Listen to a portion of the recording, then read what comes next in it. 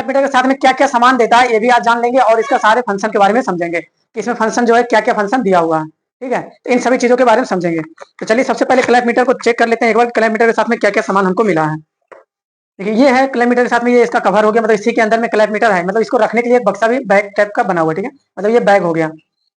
इसके अंदर में इसको मैनुअल एक कागज आपको मिलेगा कुछ इस प्रकार से, ये आपका मैनुअल है, मतलब इसका एक बुक है। बुक रहता है कि जो क्लैप मीटर हमारा हमको दिया गया है उस क्लैप मीटर का सारे फंक्शन के बारे में लिखा हुआ है, कैसे क्लैप मीटर काम करेगा, इन सभी चीजों के बारे में इस पे लिखा हुआ होता है। ठीक है, तो इस बुक को आप एक बार देख सकते हैं, मतलब इसके अंदर का क्या क्या प्रोसेस है, नाम इस पे बताया गया है कि क्लैप मीटर के कौन से पार्ट को क्या बोलेंगे, इन सभी चीजों का नाम इसमें दर्शाया गया है। इसको खोलने के बाद में देखो ये रहा हमारे पास में क्लैप मीटर, ये है इसके अंदर का क्लैप मीटर, ब्लैक कलर का है। ठीक है, इसके साथ में बैटरी भी दिया हुआ रहेगा आपको, देखते हैं बैटरी।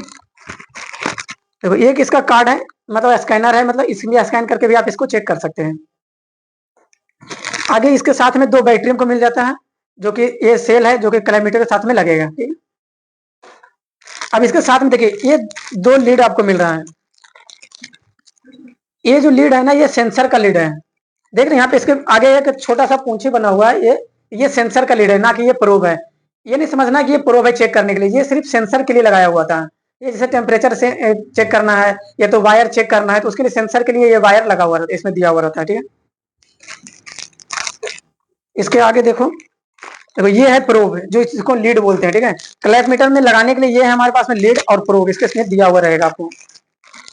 देखो इसके साथ में दो लीड दिया हुआ रहेगा, एक ब्लैक कलर का है एक रेड कलर का है, इसमें दो लीड दिया हुआ है। ठीक है, इन दोनों लीडों से लगा करके सभी चीजों को चेक करते हैं। ठीक है, कैसे लगाना है, किस तरीके से लगाना है, सभी चीजों को समझेंगे। देखो इसको लगाने के लिए सबसे पहले इसको कैप को हटाना होगा, इसके आगे कैप लगा हुआ है, इस कैप को रिमूव करेंगे, यहाँ से कैप निकल जाएगा। देखो इस तरीके से कैप ये निकल गया, इस तरीके से दोनों से ये कैप निकल गया। अब इसके आगे यहाँ पे भी कैप लगा हुआ रहेगा, इसके आगे जो नोकीले पॉइंट होते हैं, नोकीले पॉइंट में भी एक कैप लगा हुआ होता है। देखिए इस तरीके से कैप लगा हुआ है, पहले दोनों कैप को रिमूव कर लेंगे, तो इस तरीके से कैप को निकाल लेंगे।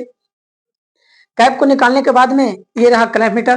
क्लैप मीटर में सबसे पहले सेल को लगाएंगे, सेल मतलब बैटरी, यानी बैटरी को लगाएंगे, उसके बाद में फिर इस लीड को भी लगाएंगे। और इस लीड को किसमें लगाना है ये भी चीजों को बिल्कुल बारीकी से समझेंगे। तो चलिए सबसे पहले इसका बैटरी लगा लेते हैं।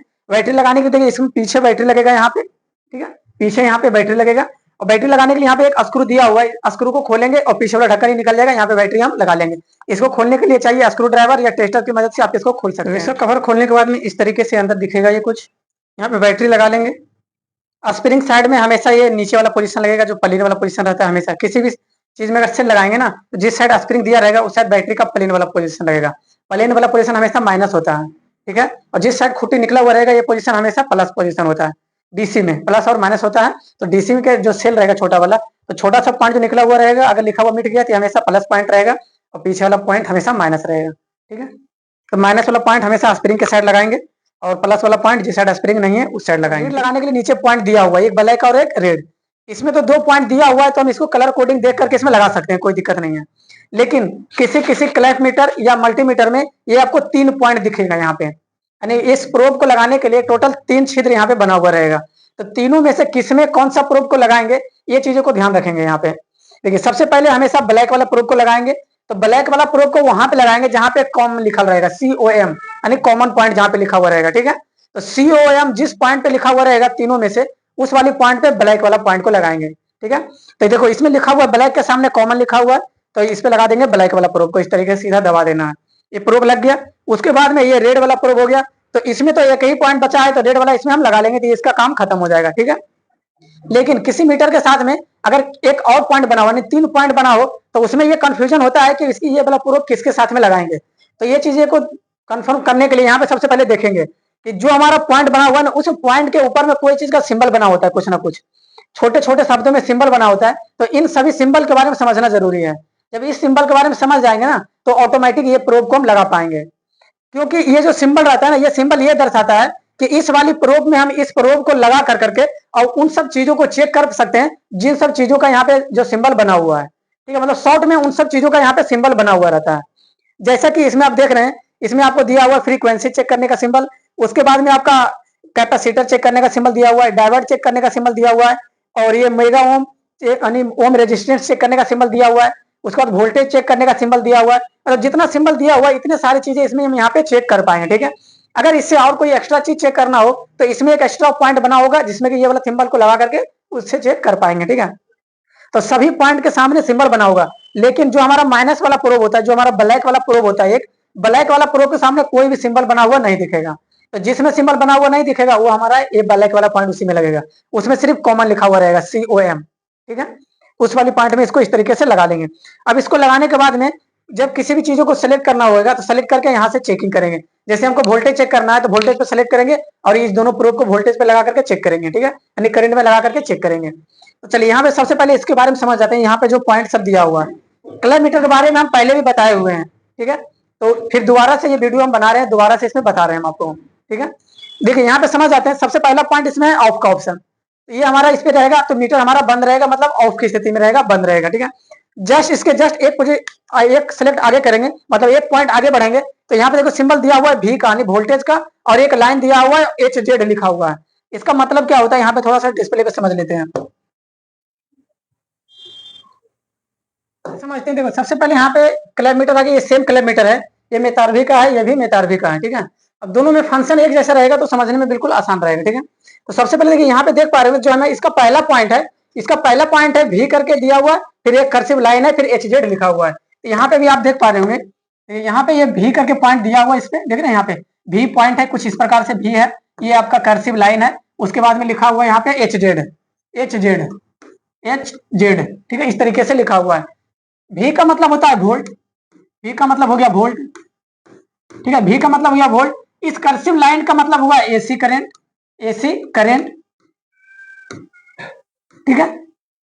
कर्सिव लाइन का मतलब हुआ AC करंट, HZ का मतलब हुआ हर्ट्ज, मतलब फ्रीक्वेंसी, ठीक है। इस प्रकार से तीन चीजों को इस पे दर्शा रहा है। इसका जो पहला पॉइंट है ना, पहला पॉइंट पे ये दर्शा रहा है कि आप यहाँ से वोल्टेज चेक कर सकते हैं, वो भी कौन सा वोल्टेज, तो AC वोल्टेज। कैसे पता चला AC वोल्टेज, तो ये लाइन से, ये जो लाइन यहाँ पे दिया हुआ है ना, ये लाइन से हमको पता चल रहा है कि इससे AC वोल्टेज चेक करना है। जो पहला पॉइंट हमारा है V से हम AC वोल्टेज चेक कर सकते हैं, क्योंकि यहाँ पे कर्सिव लाइन दिया हुआ है, ठीक है।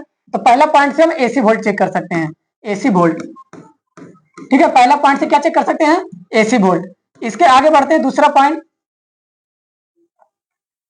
देखो, दूसरा पॉइंट पे भी V लिखा हुआ है। यहाँ पे जो दूसरा पॉइंट है, दूसरा पॉइंट पे भी V लिखा हुआ है, और उसपे एक डॉट डॉट करके लाइन दिया हुआ है, कुछ इस प्रकार से देखो, V इस पे लिखा हुआ है, एक डॉट डॉट इस तरीके से लाइन है, एक सीधी लाइन दिया हुआ है, कुछ इस प्रकार से इस पे लाइनिंग बना हुआ है। दूसरा पॉइंट पे देखिए, यहाँ पे ये जो दूसरा पॉइंट जैसे सेलेक्ट कर रहे हैं, यहाँ पे भी V बना हुआ है और डॉट डॉट लाइन और एक सीधी लाइन दिया हुआ है।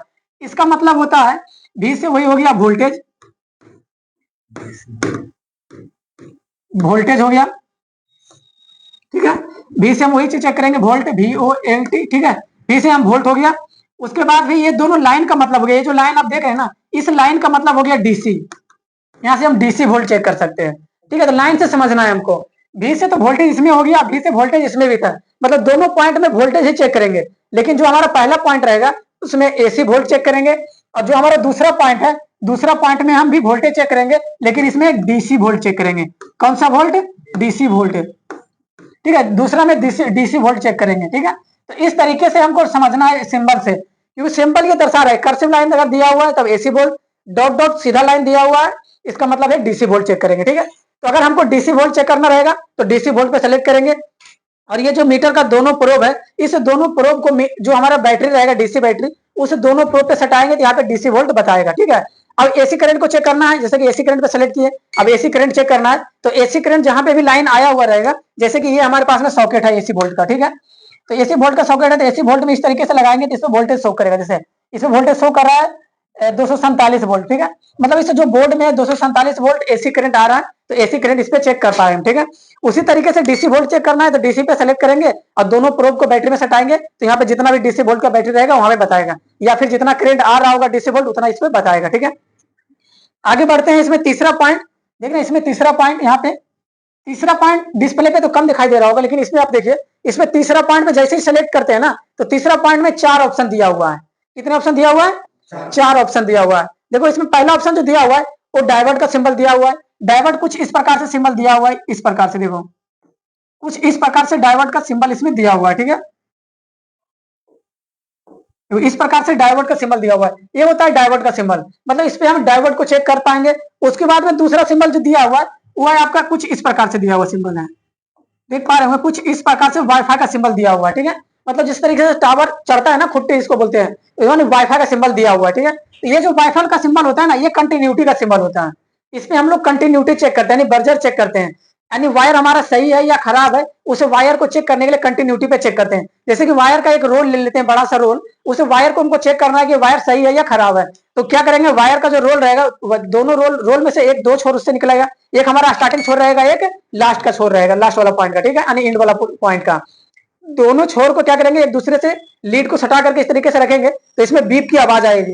ये कुछ इस प्रकार से, जैसे कि मान लेते हैं ये दो लीड है, ठीक है, ये दोनों लीड हमारा सही है या खराब है, इन दोनों लीडों को चेक करने के लिए हमको यहाँ पे कंटिन्यूटी पे सेलेक्ट करना होगा। सबसे पहले डायवर्ट का सिंबल दिया हुआ था, तो उससे डायवर्ट चेक कर लेंगे, और इसको सेलेक्ट करने के बाद में यहाँ पे ऑप्शन दिखाएगा, सेलेक्ट भी करना होता है, ठीक है। तो नीचे में जो ये रेड कलर का बटन देख पा रहे हैं ना, यहाँ पे ये जो रेड कलर का बटन आपको देख पा रहे हैं, यहाँ पे ये जो बटन रहता है वो रेड कलर का बटन होता है, देखिए इसमें रेड कलर का बटन आपको दिख रहा है, ये बटन में लिखा हुआ है सेलेक्ट बटन, ठीक है ना, इसमें लिखा हुआ है सेलेक्ट बटन, मतलब आप इसमें सेलेक्ट कर सकते हैं, क्योंकि इसमें तो 4 ऑप्शन दिया हुआ है, तो चारों ऑप्शन एक साथ नहीं बताएगा, ठीक है। अगर जो ऑटो कंट्रोल मीटर रहेगा, यानी ऑटो मीटर रहेगा, उसमें आप बिना सेलेक्ट किए चेक कर सकते हैं, कोई दिक्कत नहीं। लेकिन इसमें अलग से सेलेक्ट बटन दिया हुआ है, तो इसमें आपको सेलेक्ट करना पड़ेगा कि हमको डायवर्ट चेक करना है तो डायवर्ट पे सेलेक्ट करेंगे, कंटिन्यूटी चेक करना है तो कंटिन्यूटी पे सेलेक्ट करेंगे, ठीक है।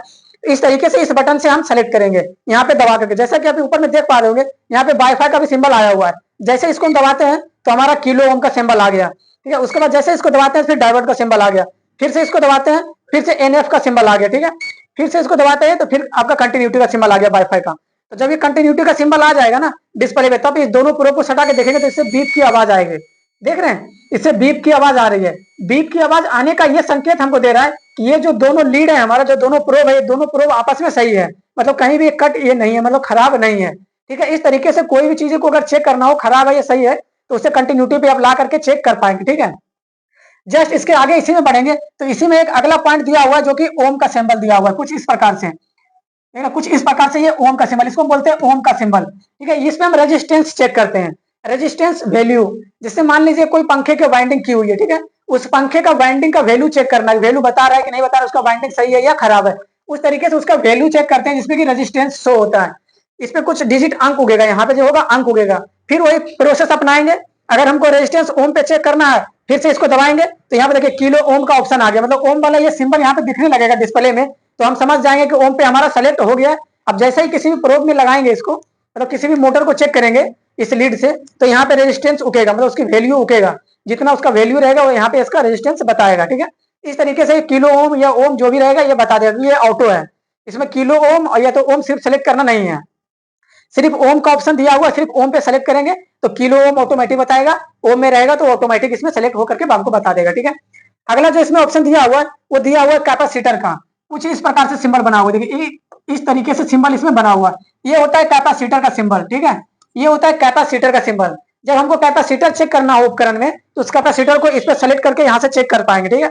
लेकिन एक बात का ध्यान रखें, कैपेसिटर जब चेक करेंगे ना, तो कैपेसिटर को जब सेलेक्ट करेंगे तो ये देखो डिस्प्ले पे कहीं भी सिंबल नहीं दिखा रहा है, ये जो आपका सिंबल है ना, ये जो सिंबल दिया हुआ है आपको ऊपर में, ये सिंबल आपको डिस्प्ले पे नहीं शो करेगा, डिस्प्ले पे इस सिंबल की जगह एनएफ लिख रहा है, एनएफ, एनएफ कुछ इस प्रकार से कुछ डिजिट अंक शो कर रहा है, एनएफ लिख रहा है, ठीक है। किसी में एनएफ लिख सकता है, किसी में आपको एमएफडी लिख सकता है, एमएफडी, ठीक है, इस तरीके से आपको लिखेगा। तो अगर ये एनएफ का मतलब होता है nano farad, nano farad capacitor का मात्रक होता है, ठीक है, कैपेसिटर का मात्रक, मतलब कैपेसिटर हम नैनो फराड पे ले जाकर के चेक करते हैं, कैपेसिटर की वैल्यू को चेक करते हैं, ठीक है। तो जब कैपेसिटर की वैल्यू चेक करना हो तो एनएफ पे हम ले जाकर के चेक करेंगे, अगर एनएफ आ रहा है तो एनएफ पे चेक करेंगे, अगर ये सिंबल डिस्प्ले में शो कर रहा है तो ये सिंबल को ध्यान रखेंगे, ठीक है। ये होता है कैपेसिटर का सिंबल, ठीक है। इस तरीके से इस पे यहाँ पे शो करेंगे, देखिए ये जो डिस्प्ले है, इस मीटर में डिस्प्ले पे एनएफ लिख रहा है कॉर्नर में, यहाँ पे एनएफ लिख रहा है, इस एनएफ पे कैपेसिटर को चेक करेंगे। कैपेसिटर को कैसे चेक करेंगे, तो जो हमारा कैपेसिटर होता है उससे 2 तार निकला हुआ रहेगा, और दोनों तार पे क्या करेंगे, इस प्रोब को सटा करके रखेंगे, तो वो जो कैपेसिटर का वैल्यू रहेगा यहाँ पे बताएगा, ठीक है। तो उस वैल्यू से हमको पता चल जाएगा कि कैपेसिटर अगर 5 एमएफडी का है तो इस पे 5 एमएफडी लिखाएगा, ठीक है। अगर वो कैपेसिटर जो 50 एमएफडी का रहेगा तो इस पे 50 एमएफडी दिखाएगा, ठीक है। इस तरीके से उस कैपेसिटर की वैल्यू इस पे बताएगा, तो इस तरीके से हम कैपेसिटर भी चेक कर पाएंगे। मतलब जो ये हमारा तीसरा पॉइंट था, तीसरा पॉइंट पे टोटल हम 4 चीजें चेक कर पाएंगे, ठीक है। पहले हम चेक कर पाएंगे डाइवर्ट, उसके बाद में कंटिन्यूटी, फिर उसके बाद में ओम चेक कर पाएंगे यानी रेजिस्टेंस वैल्यू चेक कर पाएंगे, आगे हम फिर कैपेसिटर को चेक कर पाएंगे। ठीक है, मतलब ये 4 चीजें सिर्फ इस पॉइंट पे सेलेक्ट करके हम चेक कर पाएंगे। ठीक है, इससे जस्ट आगे बढ़ेंगे अगला चौथा पॉइंट पे। तो चौथा पॉइंट पे यहाँ पे आप देख पा रहे होंगे ये हमारा एच जेड लिखा हुआ है, एच जेड और आगे हमारा प्रतिशत का सिंबल दिया हुआ है कुछ इस प्रकार से।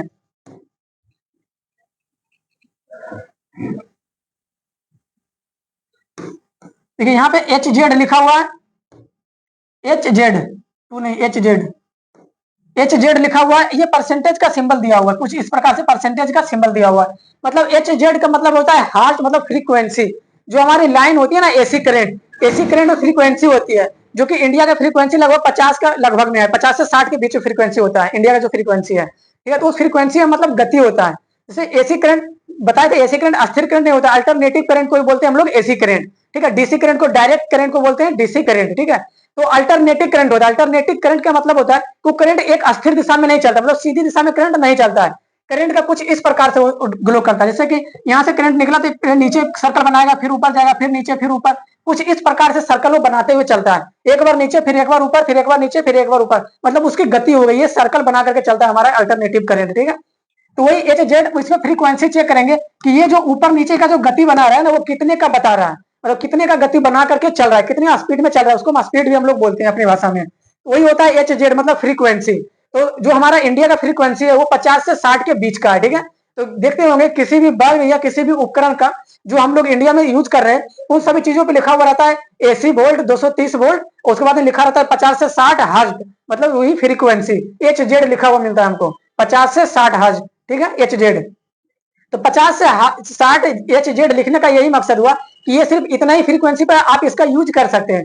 अगर जैसे दूसरे देशों का फ्रीक्वेंसी अगर ज्यादा है तो वहां ये उपकरण का यूज आप नहीं कर पाइएगा। जैसे ही उपकरण का उपयोग करिएगा वहां मतलब लाइन के साथ में लगाइएगा तो ये आपका उपकरण खराब हो जाएगा। ठीक है, ये 50 से 60 के बीच वाला फ्रीक्वेंसी पर ये उपकरण काम करेगा। ठीक है, कोई भी चीजें ले लेते, जैसे चार्जर ले लेते हैं, या तो लैपटॉप हो गया, या तो एसी हो गया, फ्रिज, वॉशिंग मशीन, सभी चीजों पे लिखा हुआ रहता है।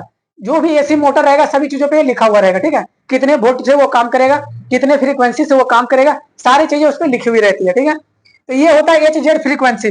फ्रीक्वेंसी चेक कैसे करेंगे, तो देखो यहाँ पे फ्रीक्वेंसी पे सेलेक्ट करेंगे बटन को, और सेलेक्ट करने के बाद में ये जो हमारा प्रोब है न्यूट्रल और सॉरी रेड और ब्लैक कलर का, इस दोनों प्रोब को न्यूट्रल और फेज में लगा देंगे, सीधा न्यूट्रल और फेज में डायरेक्ट लगा देंगे।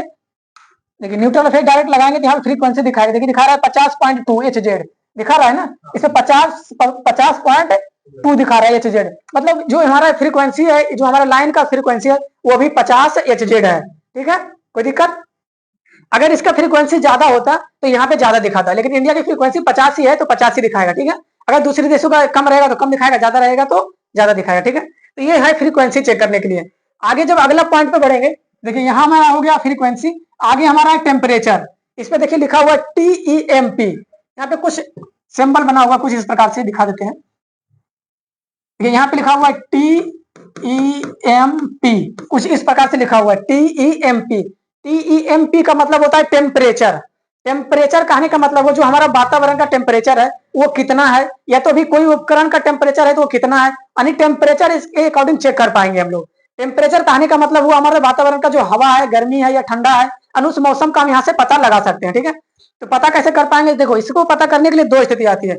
जैसे ही हम टेम्परेचर पे सेलेक्ट करते हैं ना तो इसमें टेम्परेचर रुक जाता है, इसमें सेंसर लगा होता है, पीछे देखो यहाँ पे सेंसर लगा हुआ है। ठीक है, ये सेंसर सेंस कर लेता है कि ये जो हमारा वातावरण का टेम्परेचर है वो कितना डिग्री सेल्सियस में है। ठीक है, तो यहाँ पे टेम्परेचर हमारा डिग्री सेल्सियस में बता रहा है, अभी इसमें बता रहा है 27 डिग्री सेल्सियस। कितना बता रहा है?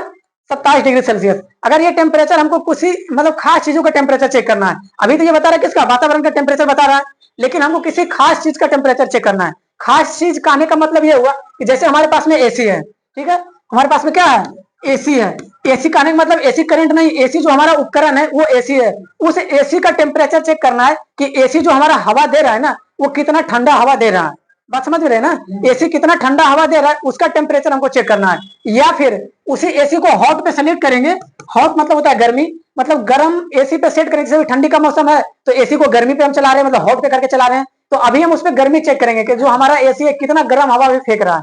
ठीक है, तो गर्मी हवा या तो ठंड हवा या तो गर्म हवा, दोनों में से किसी हवा का टेम्परेचर को आप यहाँ पे चेक कर पाएंगे। ठीक है, अब उसको चेक करने के लिए देखिए थोड़ा सा आपको काम करना होगा। क्या करना होगा, ये दोनों लीड को निकालना होगा। ये दोनों लीड के क्या करेंगे, निकाल देंगे। अब इसके साथ में दिया हुआ है, इसके साथ में सेंसर, हम आपको बताए थे स्टार्टिंग में कि ये सेंसर का प्रोब है, मतलब सेंसर के लिए ये लीड है, ठीक है। अब वहां पे लगाएंगे ये वाला लीड को, देख रहे हैं, ये एक तार के जैसा है, ठीक है, तार है लेकिन ये सेंसर की तरह काम करेगा यहाँ पे, ठीक है। अब ये दोनों प्रोब को लगाएंगे सेम उसी तरीके से जिस तरीके से पहले वाला प्रोब लगा हुआ था। ब्लैक वाले को ब्लैक में लगाएंगे, ठीक है, और रेड वाले को रेड में लगाएंगे। इस तरीके से यहाँ पे इसको कनेक्ट कर देंगे।